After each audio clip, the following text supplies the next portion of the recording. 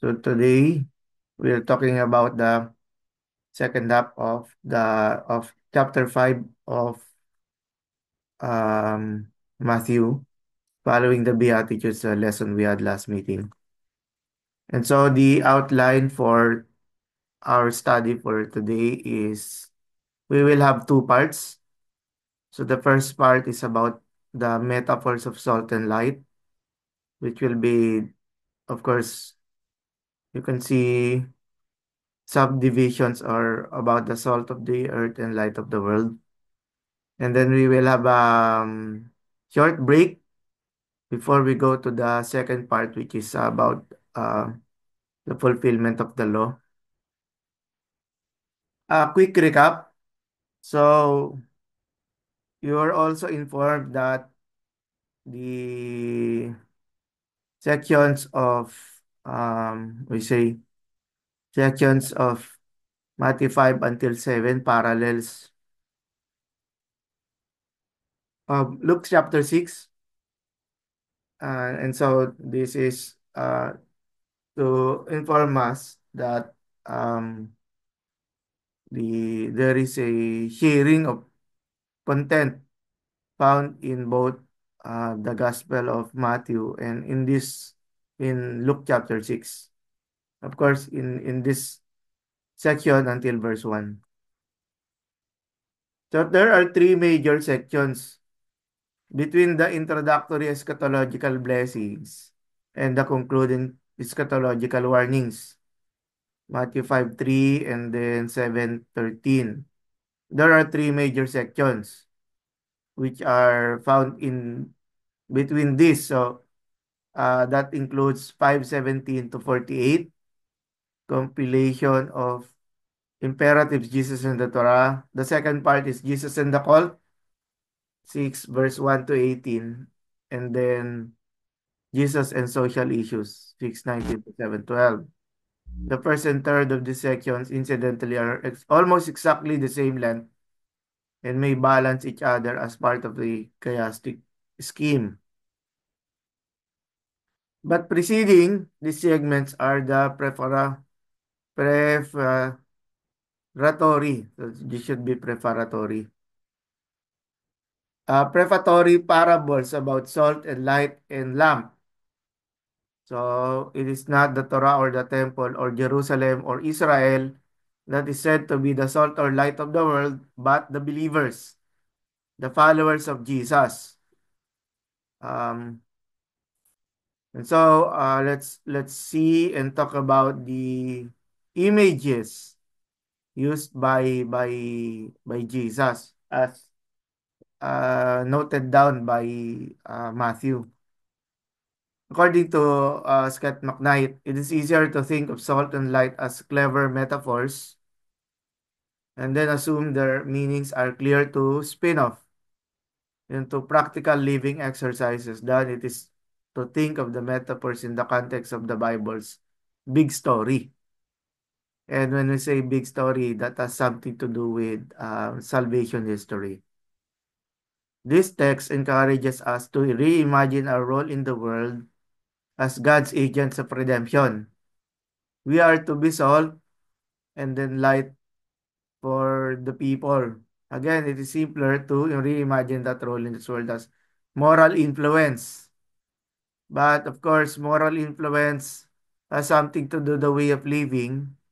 We shall uh, um, accept that being salt and light of the world also has an evangelistic purpose. Okay?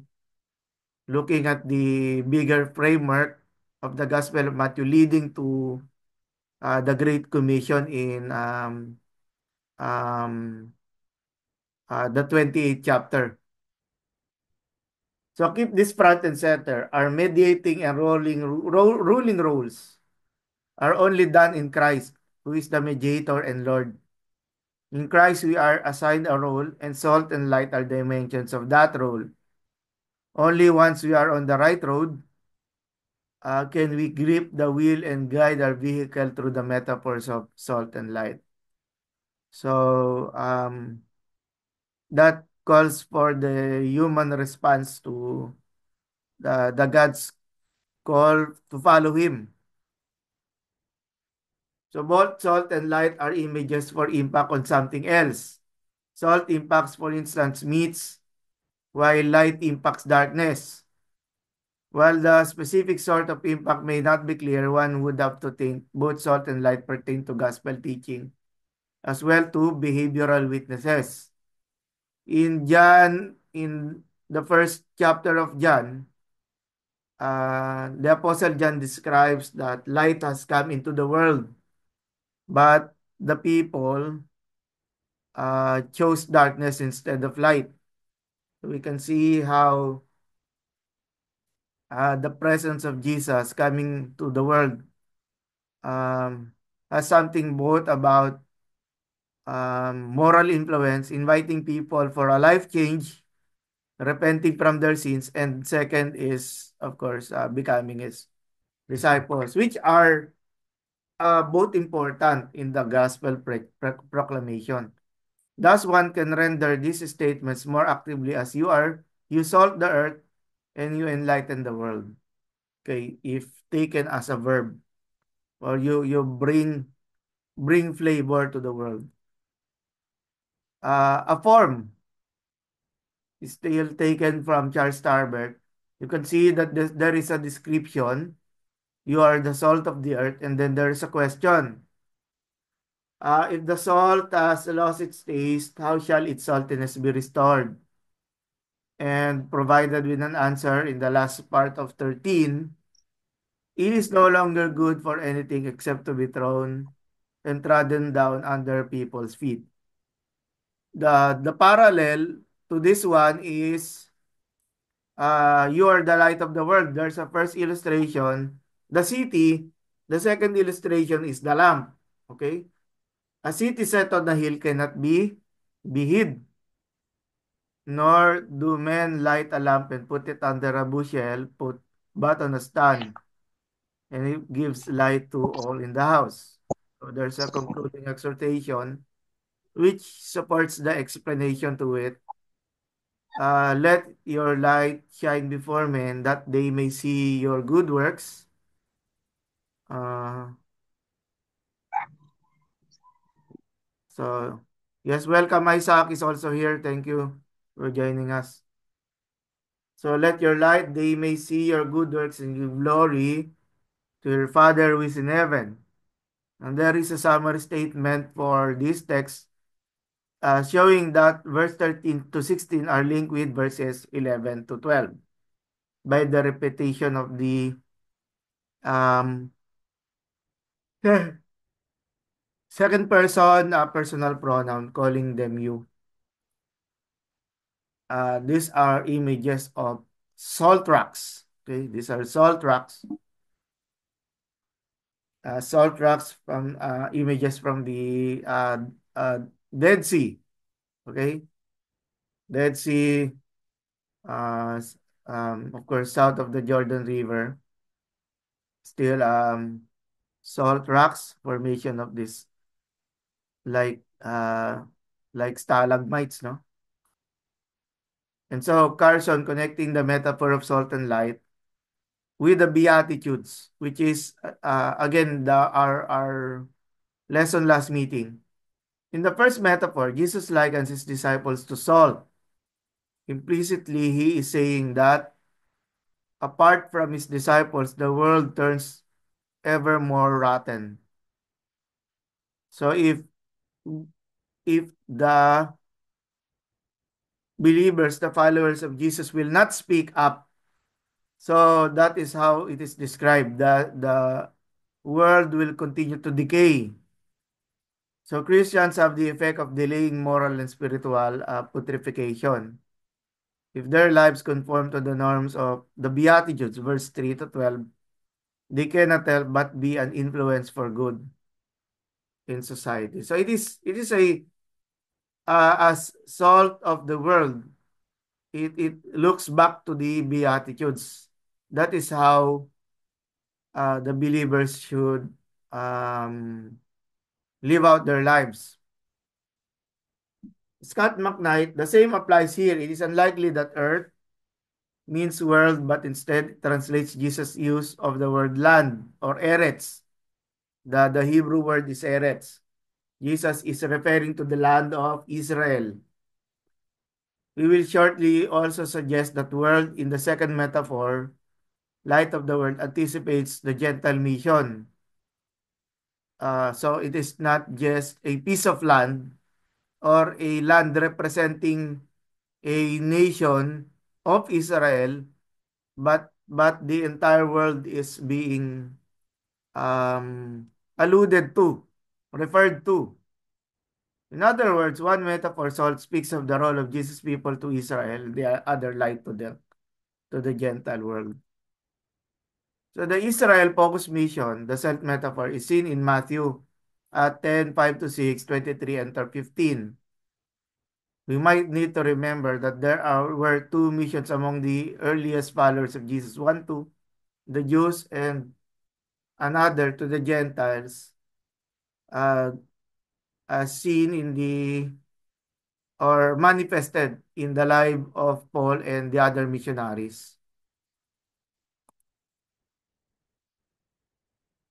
So Jesus' concern is the salt metaphor is the potential of diminishing one's impact, and so he crafts the metaphor of salt as one expressing negative possibilities. Thus, salt, if not treated properly or put to good use, will become insipid, meaning lose its saltiness, and become good for nothing, or what John Stott calls road dust, because it's thrown in the ground, trampled by the feet of people and animals. So the text is poetic warning about judgment if one does not sustain one's saltiness. That is, if one is not faithful. So, um, again, living in obedience, living in faithfulness is our response as salt of the earth. Scholars as well as preachers, students as well as readers have vexed themselves in discerning in what manner the followers of Jesus are salty. Salt which was obtained from the shores of the Dead Sea was added to sacrifices and thus was covenant salt. Okay? And salt purified things, so the role for purification, and then salt flavored things, Job 6. Seasoning is found in the parallel at both Mark 9:50 and Luke 14, and it was therefore a preservative. So, just like light, the light of the world, salt was a necessity of life. Salt was a um, essential commodity, and we should say a an object of trade, no? Something that can be sold and traded. So these are some of the texts which reflect the use of salt in the Bible. Season all your grains offerings with salt. Do not leave the salt of the covenant of your God out of your grain offerings. Add salt to all your offerings. So something that is added with salt, meaning in the concept of offerings, is very special or very precious. Okay. Exodus 30. Then the Lord said to Moses, take fragrant spices, gum resin, onycha, galbanum, and pure frankincense, all in equal amounts, and make a fragrant blend of incense, the work of a perfumer. It is to be salted and pure and sacred. So again, we see the role of salt as something to do with the um, fragrant incense. Okay. And then Job 6 is tasteless food eaten without salt. Is there flavor in the sap of the mallow? I refuse to touch it. And during the time when um, refrigerators did not existed yet, okay? So they would put salt in the meat in order to preserve it a little longer. So for Talbert, salt is for the benefit of the earth, whatever that benefit may be. In actual fact, that salt can be so mixed with impurities that it becomes useless was known to Pliny. So a type of rock salt that is um, like a mixture of sand. Okay, so salt that has become savorless, has become useless. It has no purpose. It is um, like in the detergent, like the residue is like chalk, you know? So it's very useless. It cannot the chalk from the detergent cannot produce bubbles. So it's no longer what it is. Note that the disciples are not challenged to become salty. Their saltiness is a gift of Jesus. They are challenged to stay salty. And following with Dietrich Bonhoeffer, he said that when Jesus calls his disciples the salt instead of himself, this transfers his efficacy on earth to them. Again, with regards to both morality and the participation in the mission, he brings them into his work, but he added um, the the warning of Jesus, the call of Jesus Christ means being salt of the earth. So we have an option. We are given a choice to remain salty or be destroyed, or to, of course, become irrelevant in our Christian testimony. Okay? So before I go with the second metaphor, which is about light, how does the message of uh, remaining salty, or being called by God as salt in the world, or salt of the earth, no? Um, communicate to you? What are your reflections?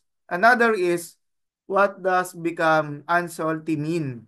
Okay, what do you think it does it mean?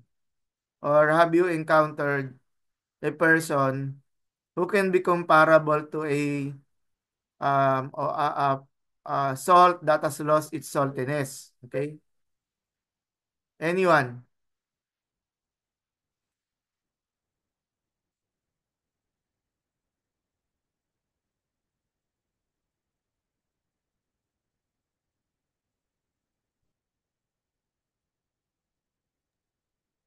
Prof?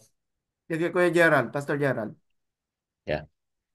Actually, ang dating kasi sa akin, um, a statement ni Jesus Christ about referring to them yung you are the salt of the earth. So this is assuming as if they are their followers because specifically Jesus Christ is talking to his disciples, and this is what how you, this is how you should be because you are the salt of the earth. That's parang and parang it's impossible. That's the reason why there's a possibility because he used here, but if Sotas lost its taste. But then for me this is just a warning that they should be living as a disciple of the Lord Jesus Christ to remain relevant in terms of the teachings of the Lord Jesus Christ. No, not just to preach, but also to live it out. So this is as if referring to, I don't know, somehow I'm connecting this to who they were before, when the Messiah has not come yet, wherein they're pursuing holiness based on their own works, no? And parang it's a roller coaster ride. Eh. Unlike right now when the Lord Jesus Christ has come, and to those who are following him, parang he's saying na, hey guys, you are, as my follower, you are the salt of the earth. So there's no other way for you to behave otherwise. It's always this kind. You should be remaining salty. Otherwise, parang the Lord Jesus Christ is telling that you are not my follower. Then you cannot be identified with me if you are not salty, or you are not remaining as a light, no, and embracing darkness. So that's how I'm trying to Mm. comprehend Of course. Yes. this part. Yeah. Yes, thank you. Others? Siguro, sir, for me, Link, since this is salt, normally I would think of it as ano ba to? Ano ba yung parang to preserve yung ano talaga, yung generation to a moral decay since it is happening right now, no? So mas loud ngayon yung mga ano ba to? Mas loud na ngayon yung validation of the world rather than ground everything with the word of God. So that's one. Tapos how can you be a salt into the world? Lagi ko ito naalala palagi. No? So, parang never live. Tama din si Pastor Gerald doon na grounded. Parang siyang branch na wala sa tree. Yung salt na walan ka ng saltiness kasi parang wala ka na dun sa ano mo. Parang you're not connected with God in essence. Though, pag ginawa ko lang yung saltiness, syempre, yung moral decay, it's happening right now eh. That's one thing na parang nagiging norm na ng mundo. And we Christians are normally tend to para bang see us corny, ano ba tawag doon? Irrelevant in today's generation. So, that's one thing na nakakalungkot kasi minority ang Christianity or ang Christians or even the who believe in the word of God are parang minority voice to this generation. So, yeah. Actually, this is one of my personal um burden ngayon sa generation as of today. Hindi lalo sa Kalamba, specifically sa local church na po. Yeah, thank you. Others, Pastor Joel also. Thank you, Pastor Ching. Yeah, Pastor Joel. Po. For me, it's a blessing and scary in a sense. In a way, the Lord has given us like an identity, as I read, because it says you are the salt of the earth. Uh, in the sense po that it's a blessing to be identified by the Lord. It's a wonderful thing uh, to be identified by the Lord with that kind because as you've said po, it's an agent.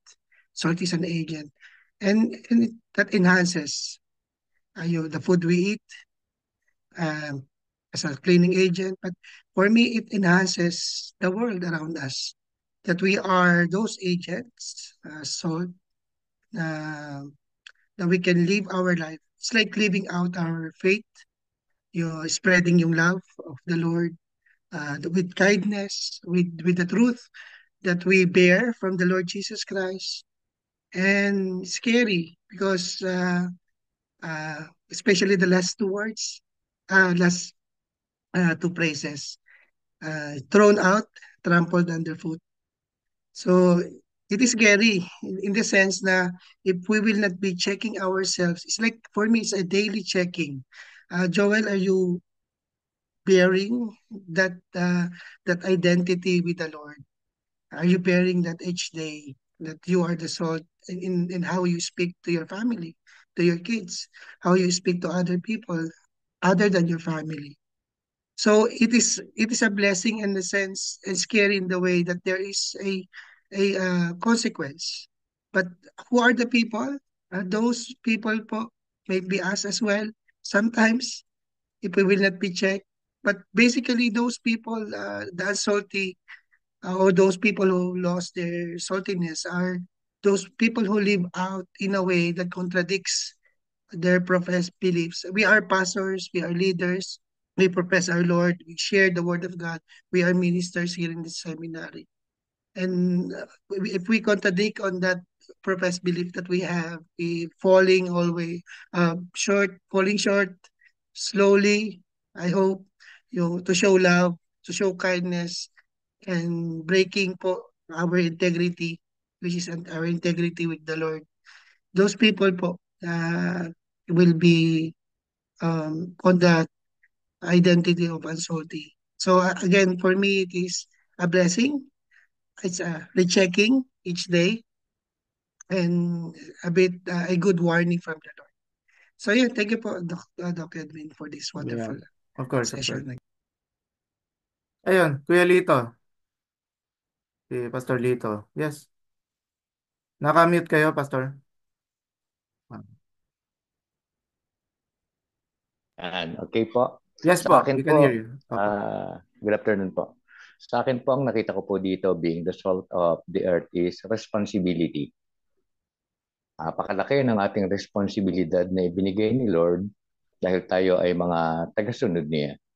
Dalawa ko po siya. Dapat ito po ay tandem.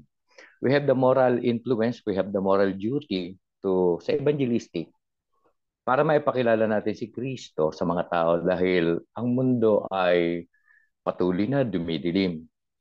Dahil meron tayong duty at dapat ang evangelistic role natin o yung ating ginagawang evangelism ay dapat maging way of life natin. Pangalawa, dapat nakikita rin ang ating behavior na umuugma doon sa ating ipinapangaral. Kasi kung hindi makikita yon, para tayong asin na nawalan ng saltiness. Mas pakikinggan nila or magiging may tama sa kanila yon kapag yung dalawang bagay na yon ay parehong nakikita sa atin. Sa atin, nakikita natin sa ating kapanahonan ngayon, minsan hindi nagtutugma eh. Yung sa sinasabi at sa ating behavior. Marami tayong nakikita na gano'n. Kaya sa akin, responsibility at kaya katulad ng binanggit ng ating isang pastor na talagang there is dapat mayroong banal na pagkatakot habang ginagawa natin ang bagay niyan. Dahil bakit? Kapag hindi nakikita sa atin itong dalawang ito, napapagano tayo. Ibig sabihin na anong klase yan? Totoo ba yan? Iba mga ganon. Dapat dalawa siya na nakikita sa atin. Yes, thank you. Thank you, Pastor Lito. Okay. Wala. Okay, we should continue, I think. So we're still, okay. The next one, next metaphor is on the light of the world. Carlson, Jesus, for Donald Carlson, Jesus talks about two sources of physical light. The light from a city set on a hill and the light from a lampset or on a lampstand. So, I try to look for a photo of Baguio, the Baguio City. This is a photo of Baguio City in the evening. Okay, and so it's well lit, although it's also populated at the same time. And these are uh, lamps made of clay. Okay, oil lamps. So for Talbert, light is the second metaphor. And so the Old Testament speaks of God's people as light to the nations.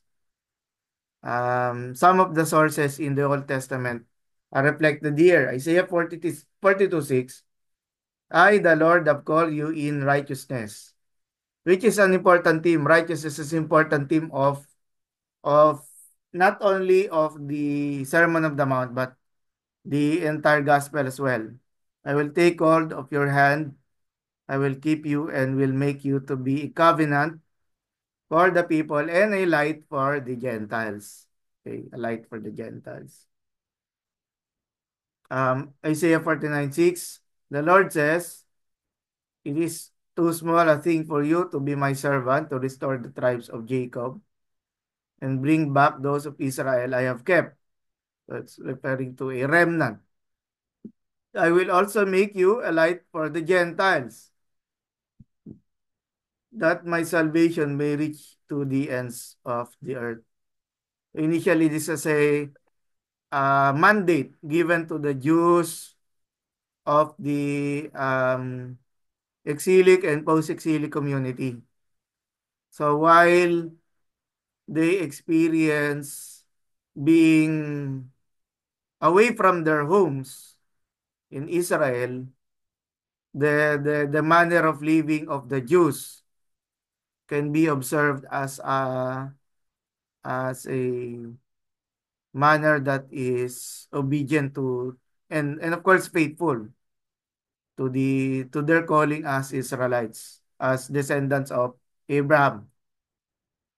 This is from the first one is from Sirach 1719, which is an apocryphal material found in Catholic Bibles. All their deeds are as clear as the sun to him, and his eyes are ever upon their ways. So, deeds referring to the lives of the believers. And then the Testament of Levi, Sodipigripa, 14:3, 7 is pure above the earth, and you should be the lights of Israel as the sun and the moon. Going back to Scott McKnight, Matthew taps into this great theme from Isaiah. So, the words Isaiah 9, 1 to 2 cites at 4:14 to 16. That is the a great light has shown in the darkness. It is on the light, okay, for the Gentiles in Galilee of the nations, by the way of the sea beyond the Jordan. So you can see here the images of travel as depicted by the way of the sea, which is the place wherein in Jewish time the Caesarea, where the boats or the ships traveling from Tyre, Sidon, or from the as far as in the places in Asia Minor, no, can travel, or we think many years ahead about the missionary journeys of the Apostle Paul and his companions, no? And also the um, way of the sea or beyond the Jordan. So it is on the other side of the Jordan, which is, of course, when you say within inside the territories of Jordan, that is the land of Israel. So, we can say that Israel as a crossroads of people, okay? The people walking in darkness have seen a great light. Of course, initially this refers to Jesus, okay? But this light is also reflected in the lives of his believers. So Carlson, when once we imagine a world without hundreds of watts of electric power at our instant personal disposal, we will understand how darkness can be a terror and a symbol of all that is evil. So for example, there is a brownout, a shortage of electricity. It's really difficult, not only the absence of light, but also the absence of electricity. Given that electricity is a necessity for today, light is so important that it is ludicrous to think that anyone would want to extinguish the flickering flame from an olive oil lamp, as photos as we saw earlier, by smothering it with a peck measure.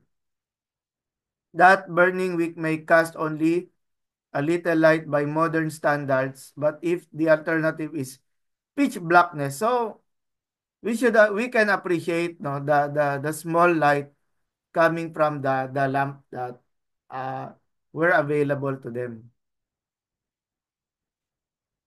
Again, Jesus' concern is with the inevitable impact of light in darkness.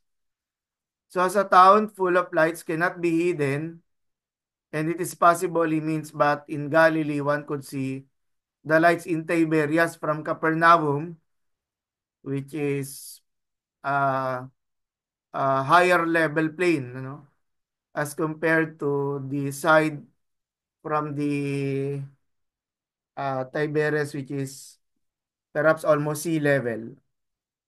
So that its light is snuffed out or at least diminished beyond value. So the disciples are to see the inevitability of their impact on the Gentile world. So we cannot be secret agents, okay? The lights of the world cannot be secret agents. Our lives should be visible, visible to the people we minister to. Again, for Talbert, for what will all the nations do if you become darkened with impiety? You will destroy the light of the law which was granted to you for the enlightenment of every man. This reflects the Jewish concern that God's people be light in the world. And the Matthean Jesus reflects this common assumption about God's people, the followers of Jesus. Donald Carlson said, in the same way, let your light shine before men that they may see good deeds and praise your Father in heaven. So that is the motive, class. My brothers, the motive is for the praise of God in the heavens. What is this light by which Jesus' disciples lighten a dark world? In this context, we read of neither personal confrontation nor ecclesiastical pronouncement. Rather, the light is the good deeds, okay, performed by the followers of Jesus. Something that we should keep doing. And when we go back again, when we refer to the Beatitudes, some of the lists of good of how believers should live as good citizens in the world are noted there. The light is the good deeds performed in such a way that at least some men we are identified as Christians, especially when we are identified as pastors within our neighborhood, within the communities where we live in. So it is that, again, it looks forward to the type of righteousness, okay? Type of righteousness that exceeds the Pharisees. It is not just living as people having a religion, but examples, okay? Living as examples for them. Um, of course, that is not just a calling, but also a commitment, okay? Something that we should always be careful in doing and considering. Since if we look at outsiders, the calling to become as salt and light is bestowed upon the people of faith, not to those who do not believe in Jesus. So, um, I know following Pastor Joel's description, it is a blessing, but it is also scary because uh, it, it, it can be a sense of burden, okay, bestowed upon believers because especially in what we call persecuted communities, no, that the believer does what is righteous in the sight of God, but there is no return of investment, meaning the people around us who do not care about Jesus do not return, okay, they are not they do not see themselves as um they do not see the responsibility to return the good deeds, no, back to the believers. And sometimes, especially when it comes to vices, to living out with our friends in our previous lifestyle before we know the Lord. So they would see that living in honesty, living in truthfulness, living in faithfulness, they do not see these virtues or values important. Still, the metaphor gives way to direct communication. 5:16. Light means good works, or as the contemporary English Bible has it, the good things you do. Jesus exhorts his disciples to be people of good works, in a manner that attention and glory go to God the Father. Peter will later utter something similar. 1 Peter 2. Dear friends, I urge you as foreigners and exiles to abstain from sinful desires which wage war against your soul. Live such good lives among the pagans that though they accuse you of doing wrong, they may see your good deeds and glorify God on the day he visits us. And of course, not only glorify God, become followers of Jesus themselves as a result of the example that we are showing to them. And see, for example, some pastors also are bivocational. They also act as um, public school teachers, right? So they have an extended or a field wherein they could express the type of Christianity that may seem attractive to the students, no? So the norms of the kingdom worked out in the lives of the heirs of the kingdom constitute the witness. Of course, that is we already discussed about the salt of the earth. Such Christians refuse to rob their employers by being lazy on the job, or to rob their employees by succumbing to greed and stinginess. Meaning, uh, they do not, some Christians do not see themselves that the work or the marketplace, no, should be part of their Christian testimony. Rather, they are only Christians when they are inside the church, no, or when they are in the Bible studies, but fail in their Christian testimony, similar to a salt that has lost its saltiness, no. Their testimony of being Christian is not has really no effect, no, to the people around them, or they may be the objects of ridicule, no, these Christians who do not live in uh, their desire to please God. They honestly desire the advancement of the other's interest and honestly dislike smutty humor. Transparent in their honesty and genuine in their concern, they reject both the easy answer of the a doctrinaire politician and the laissez-faire stance of the selfish secular man. Meek in personal demeanor, they are bold in righteous pursuits. The role of disciples in verse 13 to 16 is seen in terms of mission, both in being you are salt, light, and doing good works. The disciples are to act in line with their nature. Jesus saying, I have made you into something, now be it. So you are salt, so do your best to become salt. You are the light of, or Jesus said, I am the light of the world. And so you are lights, referring to the believer. So show your light as Jesus showed this light. Matthew 5:3 and 3:6 offer two things and aims at one another. First, in terms of their basic relationships, we are to show good works with one another. And again, we will see more of that um, with regards to expressing love.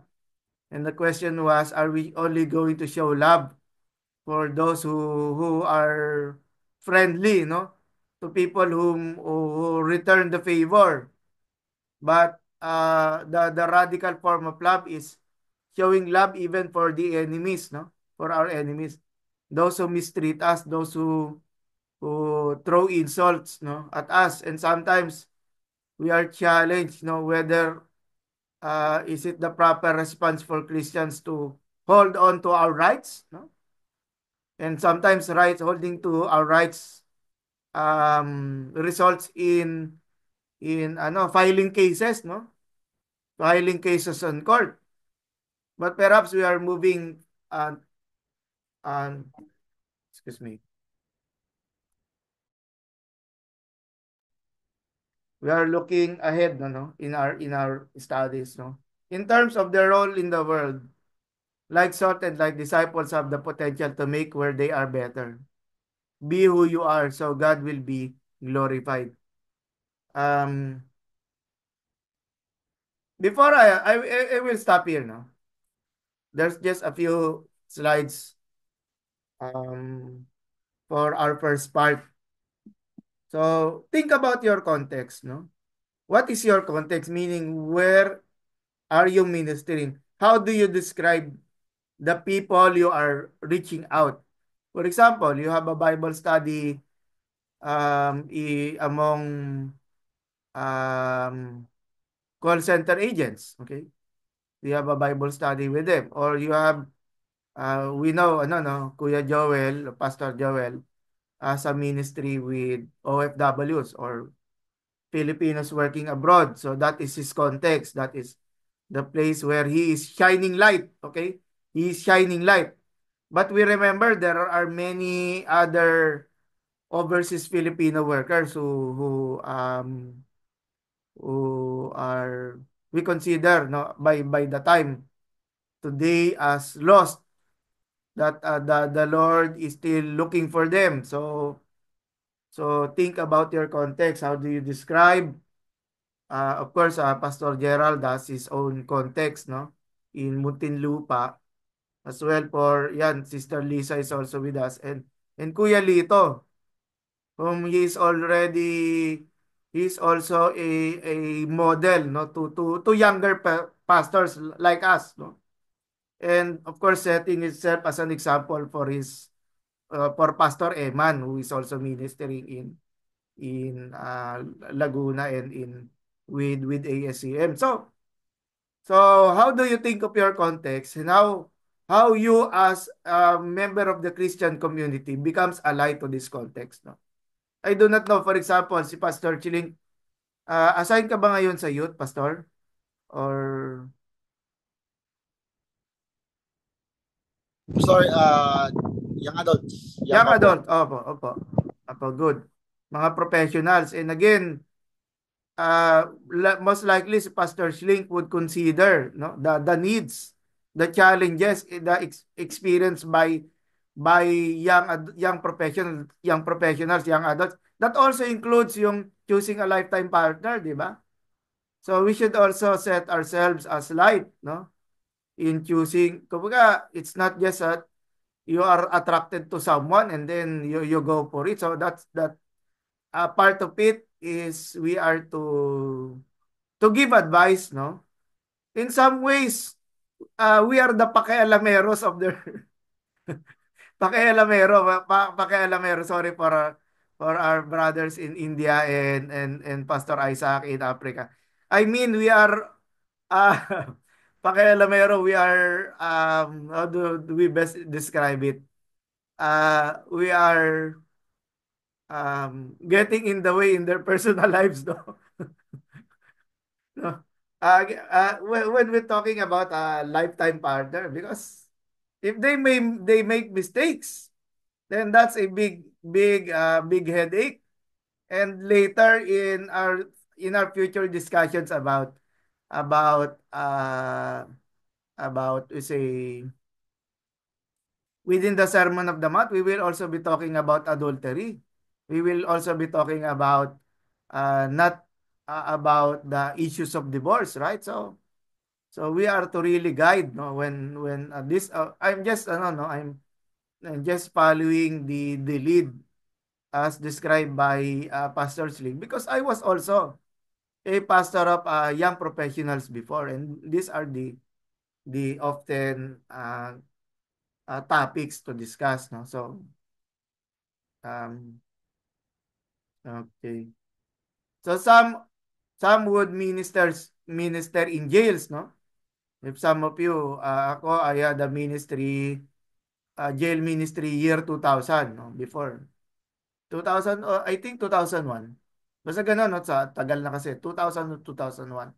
And so the dynamics of doing ministry with people in jails should also, um, of course, it includes carefulness, no, in how we choose our words, and how we um, share the gospel with them, no?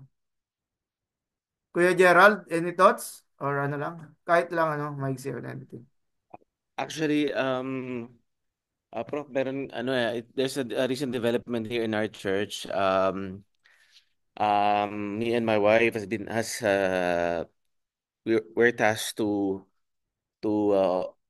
handle the ministry, the family ministry. We call it across family ministry. Across because it is across all ages, from the eldest to the youngest. So that is gonna be under. Oh no.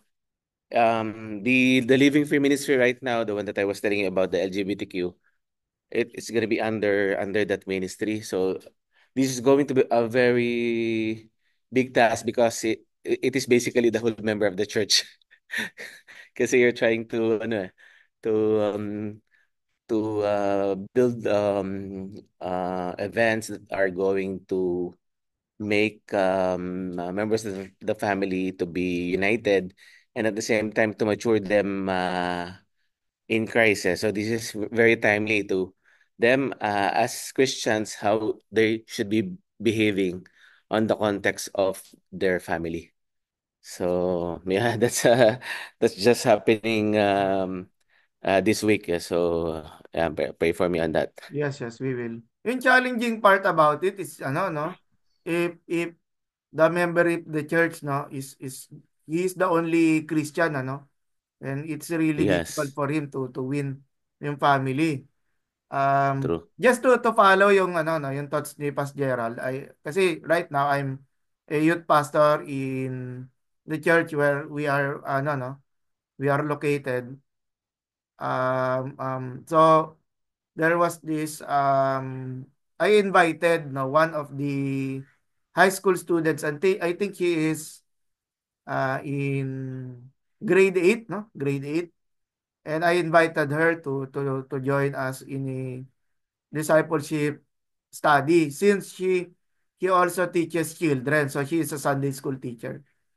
But she declined, no, to join the discipleship group, saying that his parents, no, her parents are telling her not to ano, no, not to join yung mga to for meaning if she were to attend church, no, to go immediately, no, home, no. So it's a struggle because we are also since that person is also a minor, so we also should consider the role of parents, no, kasi some Christians, no, would say that I will follow the Lord Jesus Christ, but in that sense, no, they become stubborn, no, when hearing the or listening to the orders coming from their parents. So their testimony is weakened, no, by their disobedience to their parents. And so I told that lady, that young woman who teaches children, I told her, listen first to your parents. Do not think of your ministry first. So I told her that when you honor your parents, you're still honoring God. We do not honor the Lord because of our ministry. So I told her. And on that manner, when I was still speaking to her, I can see her smile. No? I know that she is able to talk to someone who understands her in that in her, we say, of course we consider it difficult because there is this struggle of the will to attend church, the will to teach children, the will to participate in discipleship classes. But I told her, we will, in Filipino, meron pa naman susunod na batch. Okay. So I told her that there will be other batches to follow, and perhaps we pray to the Lord by that time, maybe your parents will already understand. And of course, more than that, standing as a witness in the family, that through her, that the gospel may be, di ba, that may be brought down, no, in the homes. Not necessarily her teaching, but they will be impressed by the life that she's showing to the family. Okay, going back to the few slides in this lecture here. So here the unit, going back to the Beatitudes, no? The unit is shaping character. Matthew 5:3 to 12 consists of a poem composed of 9 Beatitudes that gives a portrait of and promises to disciples. Of the 9 Beatitudes, the first 4 deal with the disciples' vertical relationship, simply the relationship of the believer to God. And then the last 5 with the horizontal relations.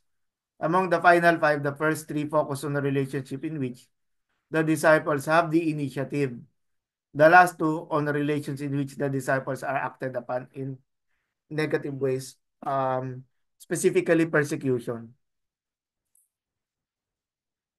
The first 8 are in the third person. They sketch the outlines of a good person of piety toward God and right behavior towards other humans. Such a portrait would affect the auditors. According to Plutarch, Virtus, I forgot the prop here, tells how he says, this is Plutarch, that once being in the presence of a good person has the effect. Great is his craving all but to merge his own identity in that of the good man. So it is attractive, and we hope that one day it will be imitated. The ninth beatitude shifts to the second person. Thereby, second person is you, no, you. Um, the previous one was blessed is he, or blessed is the person. So this is who we are. A new way of seeing themselves occurs with the shift from third to second person. Participation in the dispositions and intentions reflected in the portrait is effected. This really is who we are. Jesus is us this way. We are the light of the world. The poem then in its portrait of disciples functions to form the character of the auditors in their vertical and horizontal relations. Of course, in the future analysis of the study of the gospel, moving chapter 8, no? Chapter 8 onwards, is that the lives of these 12 disciples, of course, numerically 12, is that after Jesus died and resurrected, no? His mission was complete. He ascended back to the presence of the Father. And the remaining disciples, they became the copies of the Lord Jesus Christ. They went to different nations of the world. I think it was, I think it was the Apostle Philip that went to India, no? And the Apostle Matthew went into the nations in Africa. Right? So this the apostles were lived their lives, no, until their um, rejection, no, and death. So the poem then, okay. So disciples now see their destiny differently. This is the way Jesus sees us. There is one who by his promises has now undertaken a responsibility to enable the fulfillment of the Beatitudes. The disposition that flows from this insight is to trust him. Character is being formed from the very first thought unit. The Sermon of the Mount functions in the interest of character formation. This is the end of the slide. Okay, how do we see ourselves in the, wait. how do we see the big picture after talking about the Beatitudes? Now we're talking about, in addition to our previous discussion about the salt of the earth. Okay, let's look at them now together. Salt of the earth and light of the world. Okay, let's try to hear it from our brethren from India. No, let's start. Cherin, what can you say, Cherin?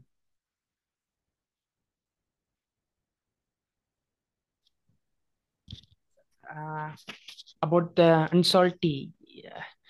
The word unsalty means uh, the salt losing its effectiveness or losing its essential quality.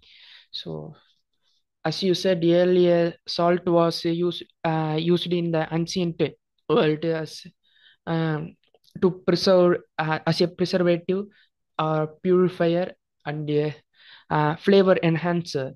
So when Jesus called his followers um, the salt of the earth, Jesus in this context, Jesus means uh, his disciples should influence this world by positively uh, preserving righteousness and promoting godliness and making a difference in a corrupt world.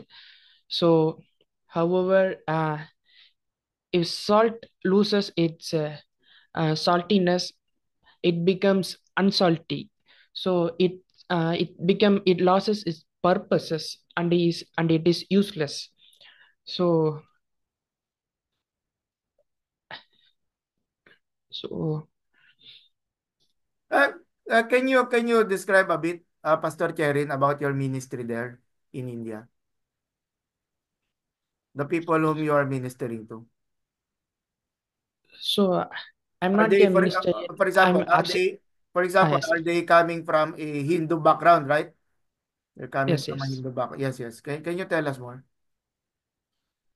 I have not had such experience like that uh, because my father take care of his ministries. So Yes. I'm a assistant person. So I supported with I supported my yeah I supported my father with my worship and playing music like that. So I don't have such idea like that, sir. Then maybe you are so your context will be the worship team. Okay. Yes, yes. The worship team, the singers, the musicians, and of course, how is it really to worship God, setting as an example, leading devotions, right? Leading devotions. Of course, we do that. We need to be trained. Anyway, yes. At least we have an idea. Thank you, Pastor Cherin. Thank you for uh, Thank you, sharing a sir. bit. Thank you. Yes, yes. Uh-huh.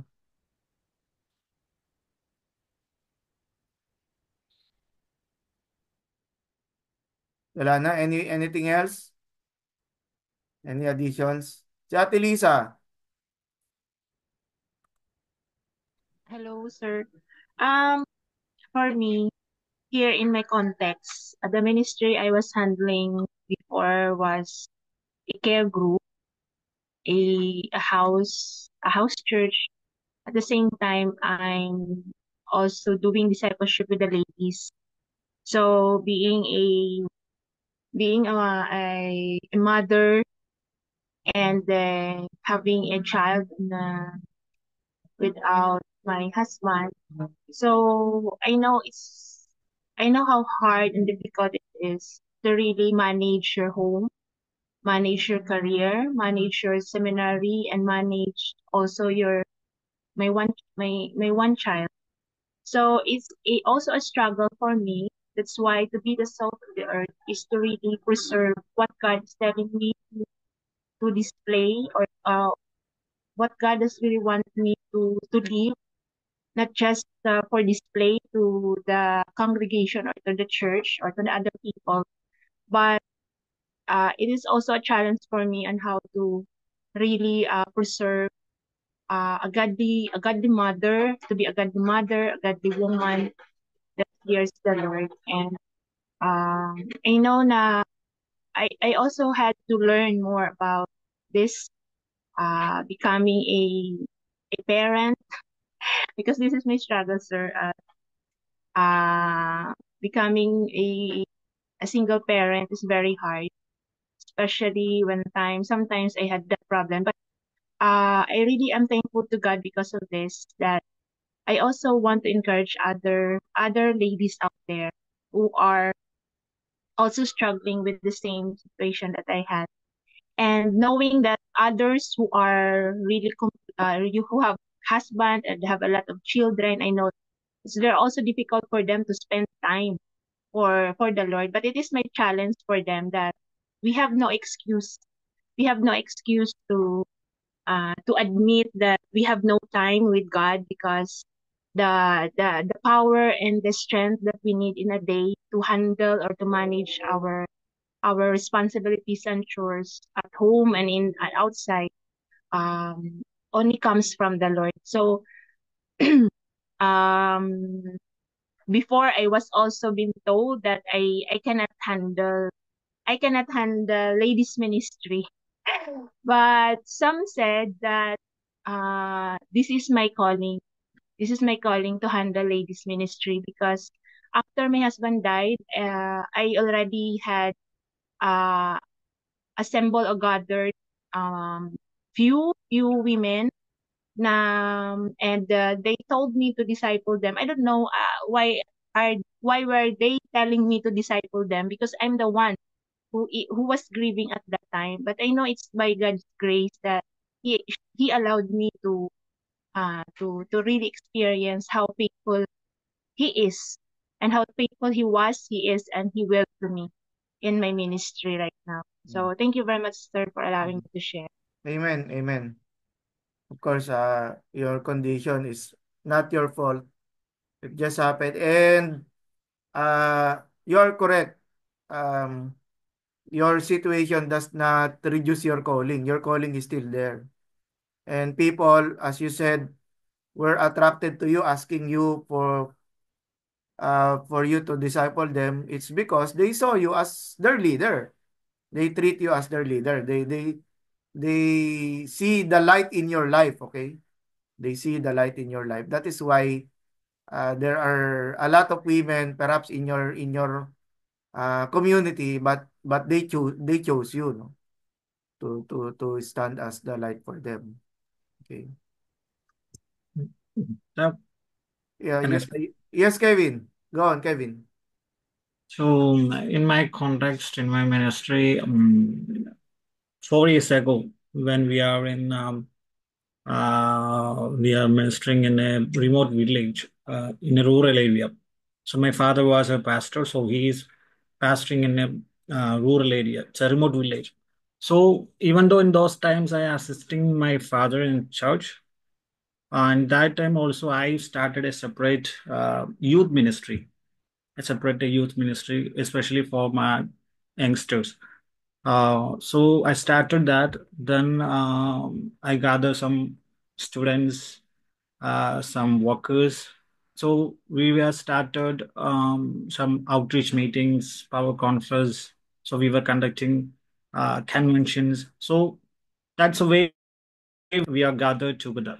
So so my father is a pastor. So the Church of God, especially in Kerala, in South India, they were uh, they were installed a rule. So in a area, a pastor can serve in a 3 year. After 3 year, we have to move that place, move to another place. So after 3 years, we are forced to move to a township area in a city. So after we are moving that rural area, I lost all the connections. I lost all the members, all the gatherings.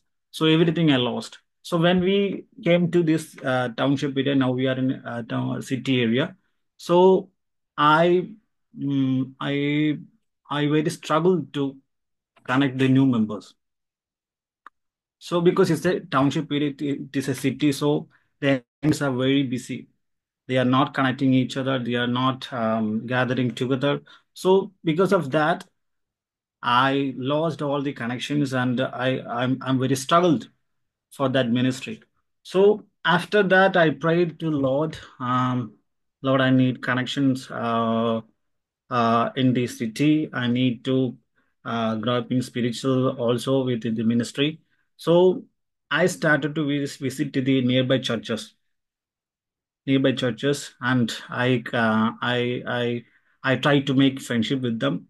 So after that, I make a WhatsApp group. So I added to the WhatsApp group, and I started praying, and I sending some sermons, and also I also sending some my own spiritual things. So because of that, now it's a 40 members in that WhatsApp group. So that it is not fully connected, but some of the members are coming, and they are coming to my house, and we are just times we are praying together. So because of that, in the city area, I can do that. So that's in my context. That is the way I grow. That's all, sir. Yes, yes. Kerala. Thank you. Okay, we'll take a break. I know we have we're still not done yet. We'll